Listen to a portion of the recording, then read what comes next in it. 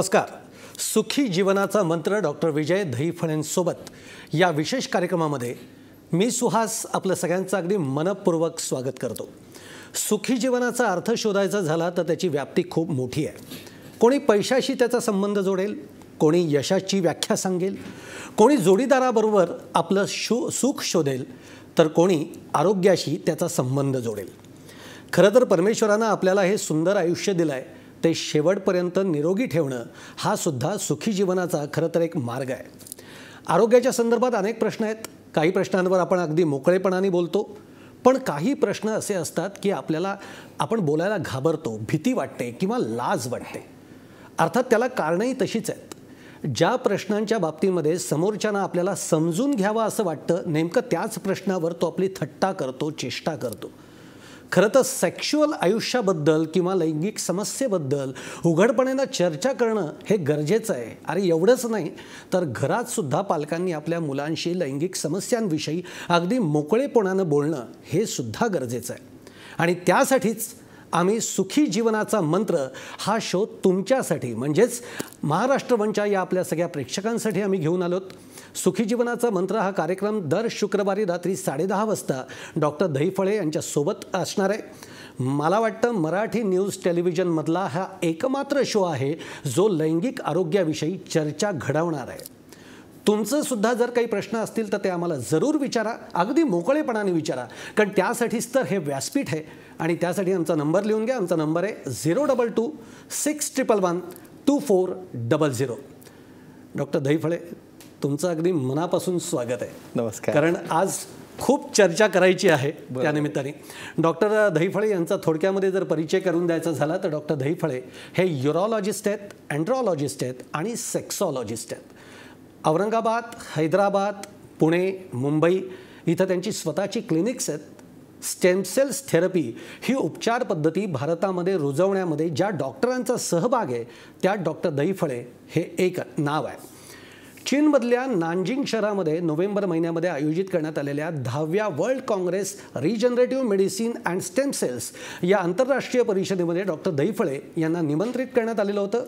त्यावेळी त्यांनी new era of permanent cure toward 2016 या विषयावर त्यांनी मोलाचं मार्गदर्शनसुद्धा केलेलं आहे. आपण त्यांच्याकडनं एकूण जो सगळा प्रवास आहे आपला सुखी जीवनाचा मंत्र हा पुढचे वर्षभर आपण करणार आहोत. आणि दर शुक्रवारी रात्री 10:30 वाजता लक्षात ठेवा तुम्ही, डॉक्टर दहीफळे आपल्या सोबत असणार आहेत. आपण लैंगिक समस्येबद्दल बोलणार आहोत, आपण सेक्सॉलॉजीच्या आयुष्याबद्दल बोलणार आहोत आणि त्याचबरोबर स्टेमसेल्स उपचार पद्धतीसुद्धा आपण डॉक्टरांकडनं समजून घेणार आहोत. डॉक्टर, आपण एकूणच शोला सुरुवात करूयात, चर्चेला सुरुवात करूयात. मला डॉक्टर असं वाटतं की खरंच हा खूप इंटरेस्टिंग विषय आहे जो तुम्ही आमच्या डोक्यामध्ये खरं तर घातलात. मला असं वाटतं की आता तुम्ही आमच्याबरोबर वर्षभरात तरी प्रवासी आहात आणि खूप मोकळेपणातनं काही प्रश्न विचारायचे आहेत, पण त्याचे आपण थोडेसे काही भाग करूयात. म्हणजे मला असं वाटतं की कारण लैंगिक समस्या या मला असं वाटतं की वयोगटातल्या प्रत्येक टप्प्यावर आपल्याला दिसतात, म्हणून आपण प्रत्येक टप्प्यांचा विचार करूयात. मला असं वाटतं जन्मापासून काही लैंगिक समस्या आहेत, काही वयात येतानाच्या आहेत, काही 30 नंतरच्या 45 पर्यंत आहेत आणि नंतर 50 नंतर तर माणसाला वाटतं आता संपलं, माझं झालं सगळं, आता माझ्याकडनं काही होणार नाही. पण तुमचं एक वाक्य माझ्या खूप लक्षात आहे की 45 नंतर तर सुरुवात आहे खरी सगळी. डॉक्टर, म्हणूनच ही चर्चा खूप छान होणार आहे पुढच्या काळामध्ये, लोकांना सुद्धा ही खूप आवडणार आहे आणि म्हणूनच आपण हे व्यासपीठ निर्माण केलेलं आहे. मला पहिला प्रश्न सुरुवातच याच्याने करायची आहे की सुखी जीवनाची व्याख्या तुम्ही काय सांगाल? सर्वप्रथम नमस्कार सर्वांना, नवीन वर्षाच्या हार्दिक शुभेच्छा. आणि ह्या शोमध्ये श्वास मी सांगेन हे वर्ष आपलं कसं जाईल कळणार नाही आणि सुखाच्या डेफिनेशन ह्या प्रत्येकाच्या पर्सनल वेगळ्या आहेत, पण थोडक्यात मी सांगेन सायंटिफिक डेफिनेशन सांगेन. तन, मन आणि धन ह्या तिन्ही गोष्टी जेव्हा एकत्र येतात आणि त्यातल्या त्यात सर्वात महत्त्वाचं हेल्थ ही सगळ्यात मोठी ॲसेट आहे. आणि तुमची तब्येत, तुमचं आरोग्य आणि तुमचं स्वास्थ्य हे मेंटेन ठेवणं हीच खरी संपत्ती आहे. आणि ही संपत्ती आहे हे केव्हा कळतं तर जेव्हा आता आपण डिस्कस करतोय की तुम्हाला 2 डोळे, 2 हात, 2 कान, 2 पाय, बुद्धी, डोकं सगळं काही देवाने दिलेलं आहे. This a great asset for you. पण ह्यामध्ये थोडी जरी कुठं चूक झाली ती मात्र तुमच्या सगळ्या आयुष्याच्या किंवा दुनियेच्या संपत्तीने बरोबर करता येत नाही. त्यामुळं प्रत्येक जण सुखी आहे, फक्त आपण त्याला कसं मानायचं हे आपल्यावर डिपेंड करतं. क्या बात आहे डॉक्टर, अतिशय सुंदर व्याख्या तुम्ही सांगितली जी गरजेची आहे, आत्ताच्या काळानुरूप सगळी गरजेची आहे. डॉक्टर मला हायपोस्पॅडिडियस या मुळामध्ये म्हणजे काय, म्हणजे मला साधारणतः वाटतं की जन्मतः अगदी जन्माला आलेल्या मुलीमध्ये सुद्धा लैंगिक समस्या आढळतात. हायपोस्पॅडिडियस हे जे आहे म्हणजे साधारणतः लिंग वाकडं असणं किंवा लिंगाचं जे छिद्र आहे ते खालच्या बाजूला असणं, अशी काहीतरी त्याच्यामध्ये एक समस्या आपल्याला आढळून येते. काय सांगाल मला तुम्ही याविषयी? या ठिकाणी मी सांगू इच्छितो, आपण मुलगा झाला, जन्माला आल्यानंतर एकदम अतिशय खुश होतो, मुलगा असो मुलगी असो आनंद व्यक्त करतो. पण ह्याच मुलाला जन्म झाल्यानंतर आपलं पहिलं काम असतं त्याचे सर्व अवयव बरोबर आहेत का, सर्व अवयव बरोबर आहेत काय पहिलं काम आहे. आपल्याला पहिला फोन आलेला आहे पुण्यावरनं, सुनील शिंदे म्हणून. सुनीलजी विचारा तुमचा प्रश्न काय आहे. हा सर, लग्नाला माझे 12 वर्ष झाले. म्हणजे असा प्रॉब्लेम आहे, रिपोर्ट ओके होतात परत झिरोवर येतात, ही समस्या आहे माझी. म्हणजे काउंट झिरोवर आहे त्यांचं. काउंट झिरोवर आहे. त्याच्यामध्ये तुम्हाला सांगेन की यांचं सेमिनल अनालिसिस केल्यानंतर काउंट झिरो काय येतो ह्याच्यामध्ये बरेचसे कारण आहेत. Pre testicular, testicular, posttesticular. मी एकच सांगेन यामध्ये की यांनी त्यांच्या हार्मोनल तपासण्या कराव्या. बरोबर आहे. हार्मोनल तपासण्या करून कलर डॉपलर नावाची तपासणी असते ज्यामध्ये टेस्टिस कशी आहे, त्याचं फंक्शन कसं आहे, त्याची ॲनाटॉमी कशी आहे पाहावी, आणि गरज पडलं तर यामध्ये बायोप्सी करायला लागते. आणि आता जे आपण बोललो स्टेम सेल थेरपी, ज्या ठिकाणी सगळेजण अजुस्पर्मिया म्हणजे ज्यामध्ये शुक्राणू अजिबात नसतात, ह्या कंडिशनमध्ये खूप हताश निराश होऊन जातात. पण आता तसं व्हायची गरज नाही. ह्या स्टेम सेलमुळे सुद्धा याच्या पुढची स्टेप आपल्याला घेता येते. आपण ह्या टेस्ट करून तपासणी करून नक्की त्यांचं सोल्युशन करू शकतो. डॉक्टर मला असं वाटतं की हा जो विषय आपण घेतलेला आहे बरोबर हा खूप लोकांच्या गरजेचा आहे. आपल्याला दुसरा फोन आलाय किशोर म्हणून यवतमाळ वरून. हरकत नाही. किशोरजी विचारा तुमचा प्रश्न काय आहे. हॅलो. हा नमस्कार, बोला. नमस्कार, बोला. लग्नाला जवळपास 10 वर्ष झाली. बर, बोला ना. बोला बोला तुमचा प्रश्न विचारा. हॅलो. हा बोला बोला, तुमचा आवाज ऐकू येतोय, तुम्ही प्रश्न विचारा. तुमच्या टीव्हीचा आवाज जो आहे तो बंद ठेवा, तरच तुमचा प्रश्न आम्हाला नीट ऐकू येईल. Okay okay sir. विचारा. लग्नाला 10 वर्ष झाले, मूल नाही. अच्छा, आता ह्याच्यामध्ये त्यांच्या लग्नाला 10 वर्ष झालेली आहे, मूल नाही आहे. आता मी परत सांगेन की मूल न होणं ही एकाचा भाग आहे का? बरोबर आहे. स्त्री आणि पुरुष दोघंही इन्वॉल्ड आहेत. दोघांचेही मला पूर्ण तपासण्या करायला लागतात. मुलामध्ये आहे प्रॉब्लेम का मुलीमध्ये आहे, ह्या जोडप्याची तपासणी. पण पहिल्यांदा सिमेंट नावाची टेस्ट जी असते, जी सिम्पल टेस्ट असते, ती सांगते की ह्यांच्यामध्ये काही स्पर्म आहे किंवा नाही, आणि त्यामध्ये असतील तर मग स्त्रीची तपासणी करावी, त्यांचा अंडाशय आहे बीजांडा ह्याची तपासणी करावी, हार्मोनल टेस्ट कराव्यात, आणि याचा पूर्ण सिरीज लागतो, सेट असतो सगळ्या इन्व्हेस्टिगेशनचा, आणि मग आपण त्याला सोल्युशन देऊ शकतो. डॉक्टर हायपोस्पॅडिडियस बद्दल तुम्ही बोलत होता. हायपोस्पॅडिडियस मी तुम्हाला सांगेन की मूल जन्माला आल्यानंतर आपण फार आनंदी होतो, पण हीच गोष्ट पहा, याचं आपण सगळं अवयव चेक करताना काही मुलांमध्ये लिंग जे आहे हे वाकडं राहतं, आणि जे त्याचं छिद्र जे आहे हे समोर न राहता खालच्या बाजूला येतं, आणि लघवी तो मागच्या बाजूला करायला लागतो. ज्यावेळेस हे पॅरेंट्स म्हणजे पालक पाहतात त्यावेळेस एकदम टेन्शनमध्ये येऊन जातात की याचं फ्युचर काय राहील. तर मी यांना एक सांगेन की असं हायपोस्पॅडिडियस असेल त्याच्यामध्ये वेगवेगळे प्रकार आहेत. डिस्टल असलेलं, मिडल असेल, प्रॉक्झिमल असेल. बऱ्याचदा हायपोस्पॅडिडियस एवढं असतं की मुलगा किंवा मुलगीमधला सुद्धा फरक कळत नाही. त्याला घाबरून जायची अजिबात गरज नाही. अतिशय चांगल्या प्रकारे त्याची सर्जरी करून रिपेअर करून स्टेज 1, स्टेज 2 अशा असतात. ह्याला एकदम छान करता येतं, चांगलं करता येतं.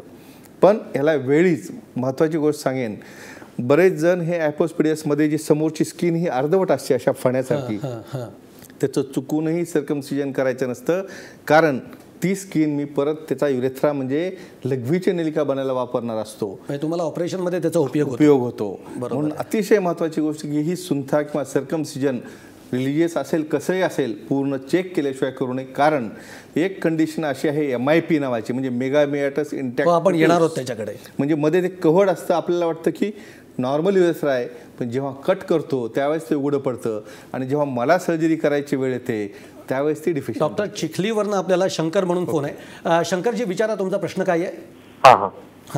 हा सर, माझा प्रश्न असा आहे की माझं लिंग छोटं आहे खूप, आणि माझं लग्न होऊन मला एक मुलगी आहे, बरोबर आहे, आणि ते sir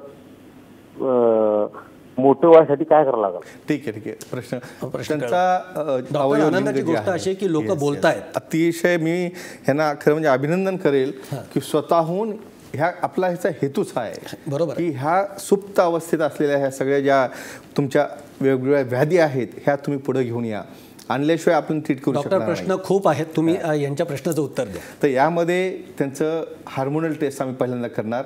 Serum FSH, LH, testosterone, hormone कमी जर असतील तर त्याप्रमाणे आपल्याला हार्मोन ट्रीटमेंट द्यायला लागते.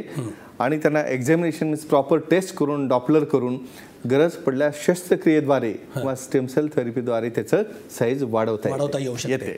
बरं, आपल्याला अमोल म्हणून धुळ्यावरनं फोन आहे. अमोलजी विचारा, तुमचा प्रश्न काय आहे? नमस्कार सर. नमस्कार. काय झालं, आपला असा प्रॉब्लेम होता, मला शीघ्रपतन लवकर होऊन जातं सर. बरं, ठीक आहे.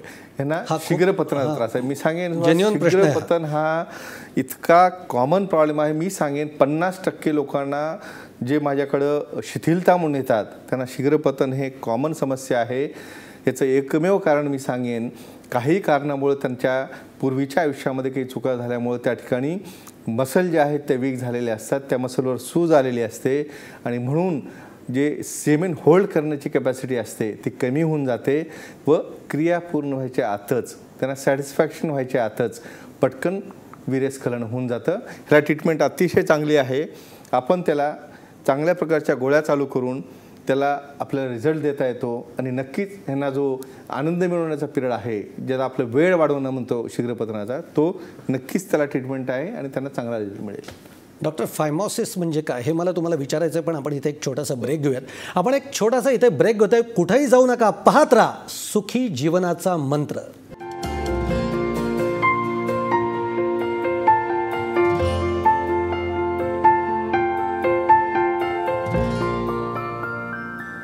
ब्रेकनंतर आपलं स्वागत आहे.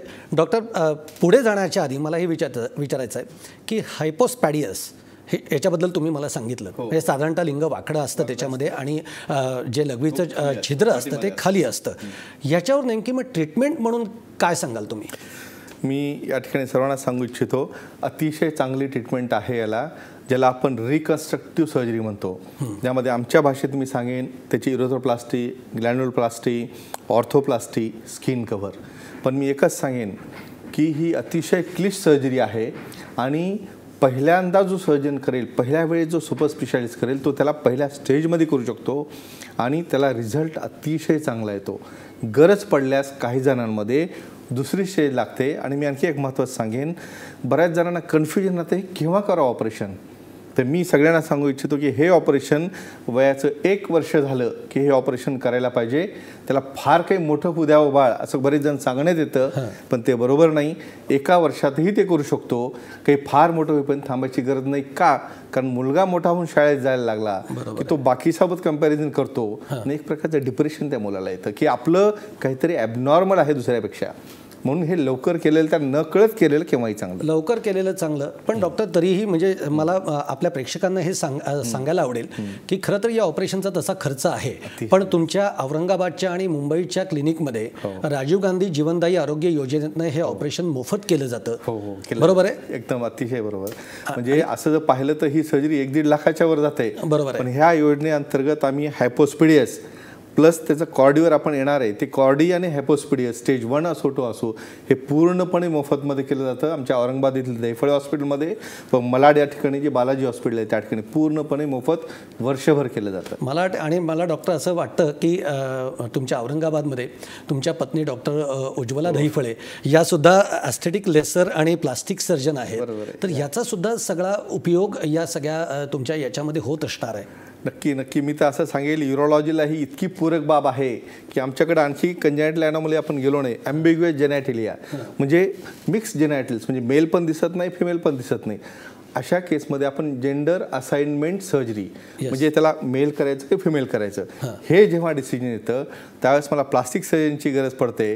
आणि आमच्या सौ डॉक्टर उज्ज्वला देफळे ह्या इंटरनॅशनल प्लास्टिक सर्जन असल्यामुळं मला ते ऑपरेशन करताना अतिशय इझी जातं, ज्यामध्ये की दोघांना मिळून युरोलॉजिस्ट, सेक्सॉलॉजिस्ट आणि प्लास्टिक सर्जन मिळून आम्ही ते सर्जरी करतो. बरोबर. एक आपल्याला कुशाल मुंडे म्हणून फोन आहे परभणीवरनं. कुशालजी, विचारा तुमचा प्रश्न काय आहे. पहिल्यांदा जय महाराष्ट्राचं मनपूर्वक स्वागत. कारण आजच्या या काळामध्ये या सेक्सच्या बाबतीत वेगवेगळ्या जाहिराती देऊन प्रत्येक युवकांना वेगळ्या मार्गावर लावल्या जातं. परंतु मी डॉक्टर विजय दहिफळे साहेब आणि आपल्या टीमचं स्वागत करतो. आणि माझा प्रश्न एकच आहे की डायबिटीस 2 मध्ये बऱ्याच वेळा असं सांगितलं जातं की जे काही खाजगी लोक असतील किंवा भोंदू बाबा असतील किंवा वेगळे लोक असतील ते मिसगाईड करतात. सुखी जीवनाच्या मंत्रामध्ये ज्यांना डायबिटीस झाला आजच्या धकाधकीच्या काळामध्ये ते लोक आपलं जीवन हारूनच बसले की काय. कारण डायबिटीस काही एकता येत नाही, त्याच्यासोबत हृदयरोग येतो. आणि असं म्हटलं जाते की सेक्सच्या बाबतीत बऱ्याच समस्या आहेत. कृपा करून महाराष्ट्रामध्येच नाही, भारताची जी काही राजधानी मधून बनलेली आहे त्या बाबतीत डॉक्टर दहिफळे साहेब आपल्याला गौरवपूर्ण काम करायचंय आणि ती अपेक्षा आपल्याकडे आहे. बरोबर आहे. डॉक्टर म्हणजे त्यांनी अप्रिशिएट करेन त्यांना की म्हणजे डायबिटीस हा आजच्या काळातला येणारा सगळ्यात मोठा आजार जो की आपण थांबू शकत नाही. स्ट्रेस आहे, धावपळ आहे, कॉम्पिटिशन आहे, ॲम्बिशन आहे, हे सगळं असताना तुम्ही हे टाळू शकत. आणि डायबिटीसचा सेक्सवर देखील डायरेक्टली परिणाम आहे. कारण डायरेक्टली त्याचा परिणाम त्याच्या नर्व्स, जो नर्व सप्लाय आहे, ब्लड सप्लाय ह्यामुळं त्यामध्ये जो प्रवाह वाहणारा असतो तो कमी होतो, संवेदना कमी होतात व त्यांना ज्या प्रकारचं सौख्य त्यातनं मिळायला पाहिजे ते मिळत नाही. पण मी या ठिकाणी सांगू इच्छितो, डायबिटीस कंट्रोलमध्ये आणून अतिशय चांगल्या प्रकारच्या गोळ्या, औषधी मलम अवेलेबल आहेत. आणि आता मी जे बोललो स्टेम सेल थेरपी, या थेरपीने डायबिटीससुद्धा आणि इव्हन लैंगिक समस्यासुद्धा यामध्ये सॉल्व्ह करता येते, पूर्ण बऱ्या होऊ शकतात पूर्णपणे. आणि ते अजिबात भ्यायचं कारण नाही. मी असं सांगेन त्यांना, अतिशय चांगल्या पद्धतीने त्याला रिझल्ट मिळतो. आणि डायबिटीस झाला म्हणून तुम्ही हाय खाण्याची किंवा आता माझं काही खरं नाही असं म्हणण्याची गरज नाही. हीच जीवन संजीवनी आता त्यांना कामाला येईल. राईट डॉक्टर, पुन्हा आपल्याला फायमोसिसवर यायचं आहे, पण इथे एक पुन्हा छोटासा एक ब्रेक घेऊयात. आपण कुठेही जाऊ नका, पाहत राहा सुखी जीवनाचा मंत्र.